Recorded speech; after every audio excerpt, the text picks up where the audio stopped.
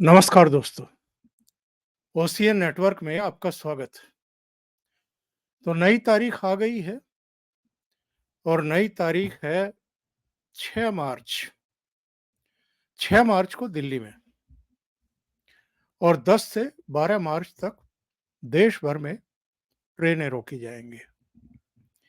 अब कहने को इन्होंने कहा है कि जो पंजाब के किसान हैं या बवाली हैं, वो तो खनौरी बॉर्डर पर, शंभू बॉर्डर पर बैठेंगे, लेकिन देश के दूसरे हिस्सों के किसान जो हैं वो 6 मार्च को दिल्ली पहुंचेंगे और दिल्ली में धरना, प्रदर्शन, जो भी उनकी गुप्त योजनाएं हैं, उसको अंजाम देंगे, उसको आगे बढ़ाएंगे।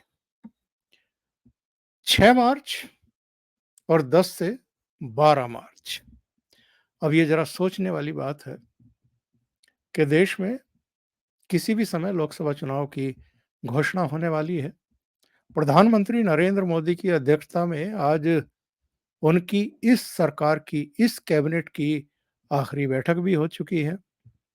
सभी दल चुनाव मैदान में जाने की तैयारी कर रहे हैं। प्रधानमंत्री तो अलग-अलग राज्यों में अपनी सभाएं शुरू भी कर चुके हैं।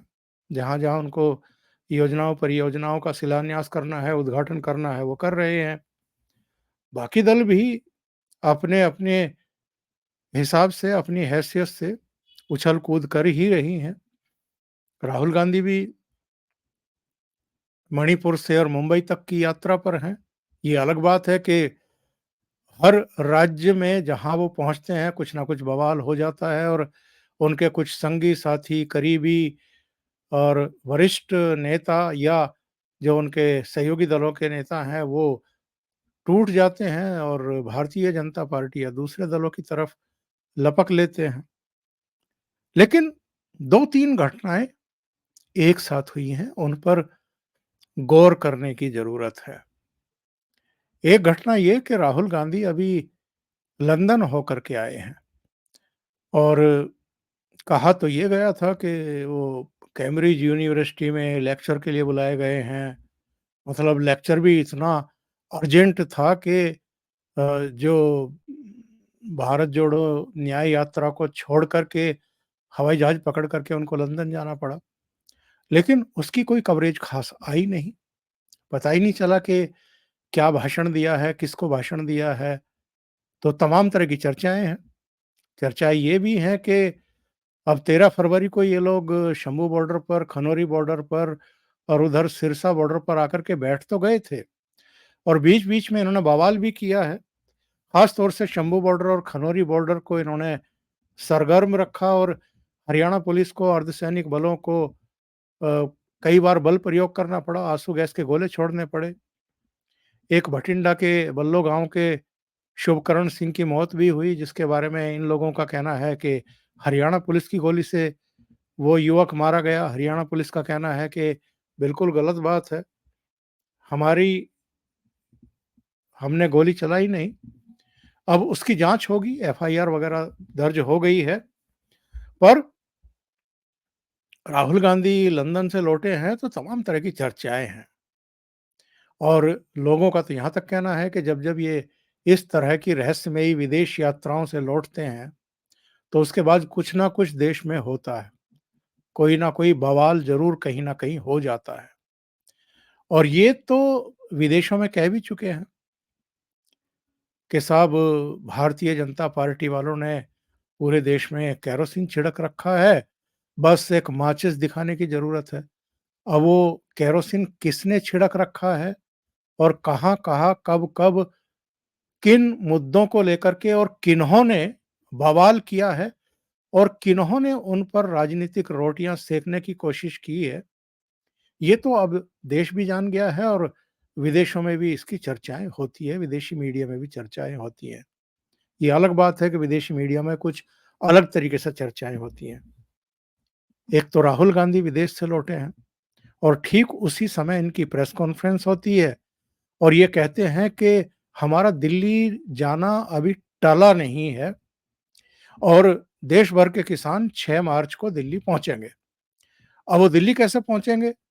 ये भी उन्होंने बताया, क्योंकि बहुत स्ट्रिक्टली हरियाणा सरकार ने कह दिया था कि आप हाईवे और एक्सप्रेसवेज़ पर ट्रैक्टर और उनकी ट्रॉली लेकर के नहीं गुज़र सकते, क्योंकि मोटर व्हीकल एक्ट में साफ-साफ लिखा है कि ट्रैक्टर्स जो है, उसको आप एक यात्री वाहन के तौर पर हाईवे, एक्सप्रेसवे पर लेकर के नहीं जा सकते। और यही टिप्पणी जो है पिछले दिनों पंजाब हरियाणा हाई कोर्ट ने भी कर दी थी। तो इनका मनोबल थोड़ा गिरा और जिस तरीके से इनके इरादों को एक तरीके से कुचला है और वहीं एक तरीके से प्रतिबंधित किया है हरियाणा सरकार ने, उससे भी इनके हौसले पस्त हुए हैं। इनको साफ तौर पर ये लग गया है कि ये ट्रैक्टर लेकर के दिल्ली जा नहीं सकते, क्योंकि ये खुद स्वीकार कर रहे हैं कि शंभू बॉर्डर, खनौरी बॉर्डर और जो दूसरे हरियाणा से लगते हुए पंजाब के बॉर्डर हैं, उनको बहुत मजबूत किले में तब्दील कर दिया गया है और ये वहाँ से आगे बढ़ ही नहीं सकते। तो इनको लगा कि बवाल तो करना है, जो एजेंडा है उसको तो आगे बढ़ाना है और जिन्होंने इनको प्रेरित किया है दिल्ली पहुँच कर के बवाल करने के लिए, ज़ाहिर है कुछ ना कुछ तो ऐसा सौदा हुआ ही है, ऐसा समझौता हुआ ही है कि इनको इस काम को अंजाम देना है लोकसभा चुनाव से ठीक पहले। प्रधानमंत्री नरेंद्र मोदी की छवि को धूमिल करना है, उनको किसान विरोधी साबित करना है। ये शंभू बॉर्डर, खनौरी बॉर्डर और दूसरे जगहों पर इन्होंने करने की कोशिश भी की, तो वहाँ ज़्यादा इनका पार चला नहीं, ज़्यादा कुछ कर नहीं पाए। तो अब कहा है कि 6 मार्च को दिल्ली पहुँचेंगे। अब दिल्ली कैसे पहुँचेंगे? ट्रैक्टर से तो पहुँच नहीं सकते। तो ये आह्वान किया गया है कि सब पैदल, बसों से, कार से, ट्रेन से, हवाई जहाज़ से दिल्ली पहुँच जाएँ।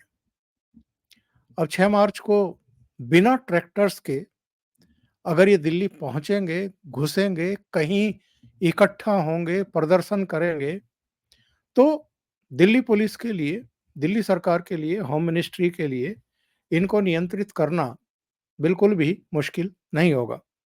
दिक्कत तब आती है जब ये वो जो 26 जनवरी को इन्होंने लाल किले पहुँच कर के बवाल किया था, गदर काटी थी और लोगों को भी ट्रैक्टर के नीचे कुचलने की कोशिश की थी, बैरिकेड तोड़ दिए थे, बसों में टक्कर मारी थी। उस तरह का बवाल, उस तरह की हिंसा ट्रैक्टर के ज़रिए तो की जा सकती है और जो ये पोकलैंड मशीनें और जेसीबी और पता नहीं क्या-क्या लेकर के पंजाब से शंभू बॉर्डर और खनौरी बॉर्डर पर लेकर के आए थे, उससे भी इनके इरादे साफ हो गए थे कि ये कोई साधारण किसान तो नहीं है, किसान परिवारों से तो नहीं है। और जिस तरह के बयान वहाँ दिए गए थे खालिस्तान को लेकर के, पाकिस्तान से संधि कर लेंगे, यहाँ अगर हमें हमारा बॉर्डर सील कर देंगे तो हम पाकिस्तान से पंजाब का बॉर्डर खोल देंगे, उससे भी इनका एजेंडा साफ हो जाता है कि एक्चुअल में है क्या। और लोकसभा चुनाव से ठीक पहले जितनी तैयारियों से ये लोग आए थे, उससे तो बिल्कुल साफ था कि इनके इरादे क्या हैं और ये किस तरीके से इसको हिंसक आंदोलन बना करके पुलिस को, सरकार को उकसा करके गोली-वोली चलवाना चाहते हैं और 10, 5, 20 अगर किसान के लड़कों के नाम पर इनमें से मारे जाएँ, काम आ जाएँ, तो फिर पूरे देश में और दुनिया में एक पूरा जो है एक सीन क्रिएट किया जाए और प्रधानमंत्री नरेंद्र मोदी की जो लोकप्रियता है, जिससे विपक्षी दलों के कुछ नेता बहुत ज़्यादा डरे हुए हैं और उनका डर भी सच्चा है। जिस तरह का माहौल है, जिस तरह का एक वातावरण बन गया है पूरे देश में, अब किसी को ये शक शुबा तो बचा नहीं है कि वो तीसरी बार प्रधानमंत्री बनने जा रहे हैं। अब तो इस पर बहस हो रही है कि उनकी सीटें कितनी आएँगी? 370 भारतीय जनता पार्टी की आ पाएँगी या नहीं आ पाएँगी? 400 से ऊपर एनडीए की जा पाएँगी कि नहीं जा पाएँगी? कोई ये तो कह ही नहीं रहा कि 272 आएँगी कि नहीं आएँगी। अब तो 370 और 400 की बात हो रही है। तो इन्होंने 2-3 चीज़ें तय की हैं कि साहब 6 मार्च को तो दिल्ली पहुँचेंगे और बाकी राज्यों के भी लोग भी पहुँचेंगे और पंजाब, हरियाणा से भी लोग पहुँचेंगे। इनका ये कहना है इनका तो ये कहना है कि जो पंजाब के किसान हैं, यानी जो बवालिए हैं, वो तो बैठेंगे खनौरी बॉर्डर पर, सिरसा बॉर्डर, डबवाली बॉर्डर पर और शंभू बॉर्डर पर और देश के दूसरे हिस्सों से किसान जो हैं अपने-अपने तरीकों से, ट्रैक्टर से नहीं अपने तरीकों से दिल्ली पहुँचेंगे। अब कितने पहुँचेंगे, वो तो सरकार उनको भुगत लेगी, देख लेगी क्योंकि किसी को भी ऐसे टाइम पे जबकि लोकसभा चुनाव की उल्टी गिनती शुरू हो चुकी है, दिल्ली में बवाल करने की इजाज़त दी नहीं जा सकती। पहले से ही दिल्ली के बॉर्डर जो हैं सील हैं। बीच में जब देखा था कि चीज़ें नॉर्मल हो गई हैं, तो जो टीकरी बॉर्डर है और सिंधु बॉर्डर है, यानी जो कुंडली बॉर्डर है, वहाँ से बैरिकेड हटा दिए गए थे एक-एक हिस्से से, तो यातायात सुगम हो गया था। अब ज़ाहिर है, ट्रैक्टर लेकर के तो ये आ नहीं रहे हैं और वैसे आएँगे तो फिर उनको उस तरीके से देखा जाएगा। लेकिन इससे भी दिल्ली में आने-जाने वालों का तो पूरा टाइम बर्बाद हो ही जाता है क्योंकि पुलिस को चेकिंग वगैरह करनी पड़ती है।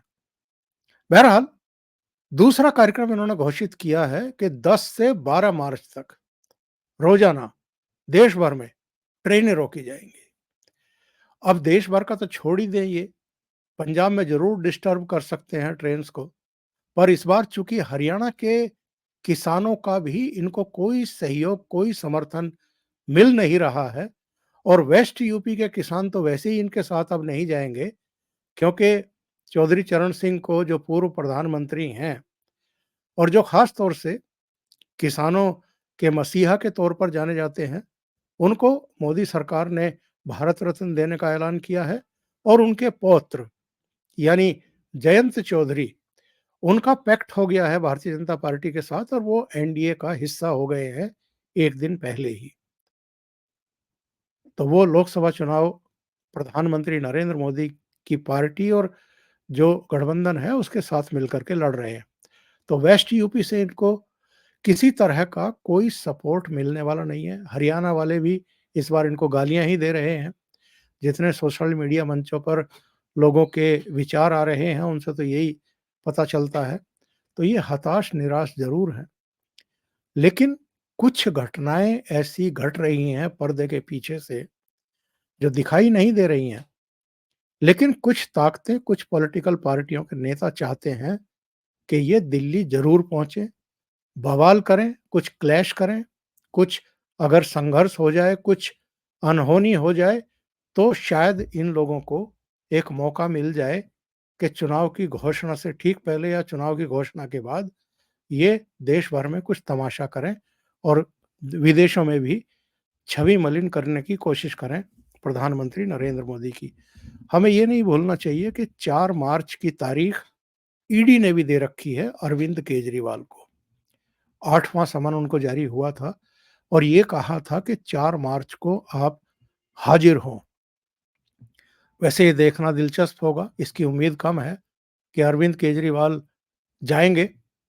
अभी तो बजट और तमाम दूसरी चीज़ें उन्होंने इसीलिए रोके हुए हैं ताकि 4 मार्च को या उसके बाद बजट पेश करने का उपक्रम करें, ताकि ये कहने का उनको मौका हो कि जब दिल्ली की इतनी करोड़ जनता का बजट पेश होने वाला था, तब ईडी ने जो है मुझे धर लिया या गिरफ्तार कर लिया। देखो, दिल्ली की जनता की दुश्मन है मोदी सरकार और तमाम तमाशे जो वो करते रहे हैं अब तक, उस तरह की चीज़ें। तो एक प्रेशर बिल्डअप कराने की भी कोशिश है दिल्ली में इन लोगों को बुला कर के। अब अरविंद केजरीवाल और राहुल गांधी की मुलाकातें भी हो चुकी हैं, ये तो आप जानते ही हैं। मल्लिकार्जुन खड़गे भी थे उस मुलाकात में, जब अरविंद केजरीवाल फूलों के गुलदस्ते लेकर के मल्लिकार्जुन खड़गे के पास गए थे, तो वहाँ राहुल गांधी भी थे। ये भी आप जानते हैं कि दिल्ली में ये दोनों मिल कर के लड़ रहे हैं। कांग्रेस 3 सीटों पर लड़ रही है, आम आदमी पार्टी 4 सीटों पर लड़ रही है। हरियाणा में भी इनका पैक्ट हो गया है। कुरुक्षेत्र की सीट कांग्रेस ने आम आदमी पार्टी के लिए छोड़ दी है। इसी तरह गुजरात में भी वो 2 सीटों पर लड़ रहे हैं। भावनगर और भरूच की सीट पर चंडीगढ़ और गोवा जो है वो अरविंद केजरीवाल ने कहा कि कांग्रेस लड़ लेगी और पंजाब में ये अलग-अलग लड़ रहे हैं, यानी 13 सीटों पर अरविंद केजरीवाल भी अपने प्रत्याशी खड़े करेंगे और वो भी। लेकिन चर्चाएँ तो चलेंगी कि लोकसभा चुनाव से पहले ये तमाशा क्यों कराया जा रहा है और इसके पीछे मंशा क्या है? पर जो अपनी सूचनाएँ हैं वो ये हैं कि सरकार भी इन बवालियों से निपटने के लिए इस बार पूरी तरीके से तैयार है और कमर कस करके तैयार। अभी के लिए इतना ही। बहुत-बहुत धन्यवाद। अगर आपको ये चैनल और इसके कंटेंट पसंद आ रहे हैं, तो लाइक करें, कमेंट करें, वीडियो को शेयर भी करें।